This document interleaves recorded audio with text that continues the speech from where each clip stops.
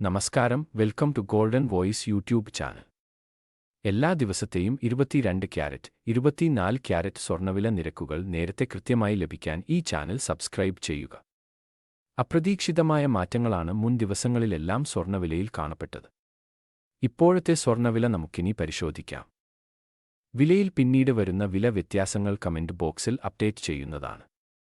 അതുകൊണ്ട് comment box മറക്കാതെ പരിശോധിക്കുക. ഇപ്പോൾ 22 ക്യാരറ്റ് സ്വർണ്ണവില ഒരു ഗ്രാമിന് 8,940 രൂപയും ഒരു പവൻ 71,520 രൂപയുമാണ്.